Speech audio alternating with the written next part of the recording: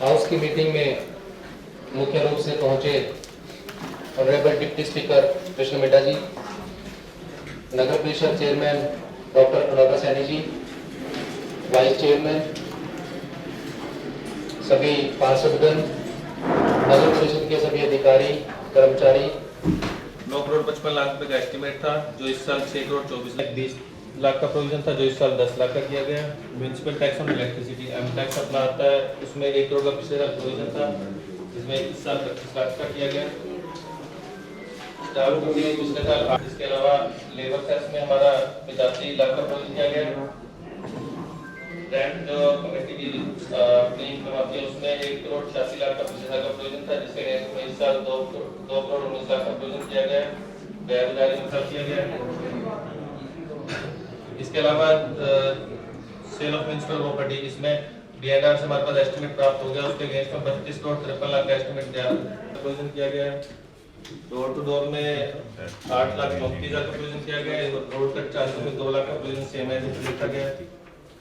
Advertisement fees में पिछले साल 50 लाख का प्रोविजन था, जिसके अगेंस्ट में 50 लाख का प्रोविजन इस साल किया गया। इसके अलावा ट्रेड लाइसेंस में 2 लाख का प्रोविजन।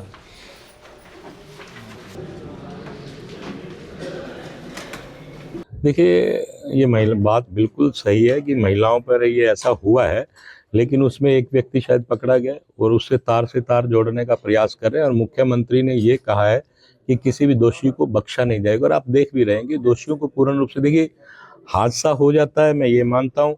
क्या जो लोग आरोप लगा रहे हैं उनकी सरकारों में नहीं हुआ? जिनके खुद के मकान शीशे के होते हैं, दूसरे पे पत्थर नहीं फेंका करते।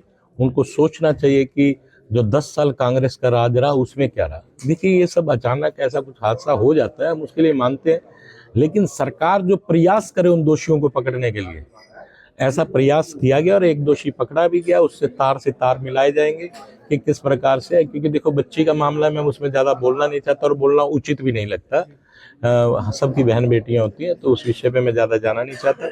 लेकिन इससे संपर्क में जो भी दोषी हैं उनको सजा दी जाए। मैं बड़े सीनियर साथी हैं, उनके बारे में क्या कहूँ। मैं वही आपसे कहा कि जिनके खुद के घर शीशे के होते, पत्थर नहीं फेंका करते, तो उनको खुद सोचना चाहिए कि कांग्रेस के राज में क्या हालात रहे। कांग्रेस के राज में या तो ऐसा ना कि उनके राज में तो कभी कुछ हुआ नहीं।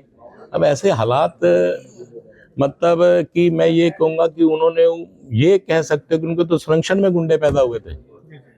आज ऐसा तो नहीं है। कम से कम आप इस प्रकार का दोष तो सरकार पे नहीं लगा सकते कि किसी ऐसे व्यक्तियों को पालने का काम कर रही है सरकार।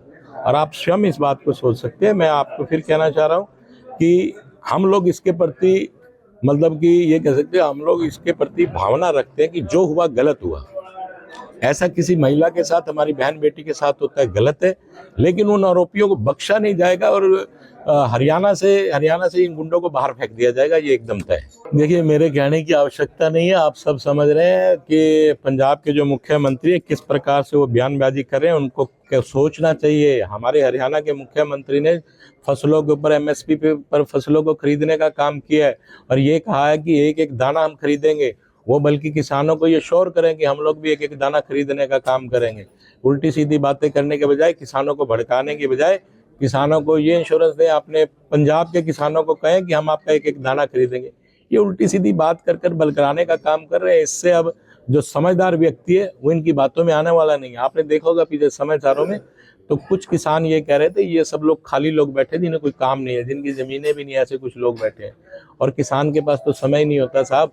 वो अपनी भूमि के ऊपर, अपने मातृभूमि के ऊपर फसल पैदा करने का काम करते हैं, फालतू के कामों में नहीं रहता। देखिए, ये उनका अंदरूनी मामला है। वो अध्यक्ष ही चुनते रह जाएंगे। हमने तो कई सीएम बना दिया आपका, चाहे वो मध्य प्रदेश के, चाहे राजस्थान के, चाहे दिल्ली के सीएम है, साथ की साथ सीएम की घोषणा भी कर रही है। उनका अपना निजी मामला, उसमें मैं ये रिकॉर्ड भी मेरे को लगता है, पिछला रिकॉर्ड तो कांग्रेस के नाम रहा ही है कि पिछले सत्र में जो 4 दिन का चला, उनके पास विपक्ष का कोई नेता नहीं था।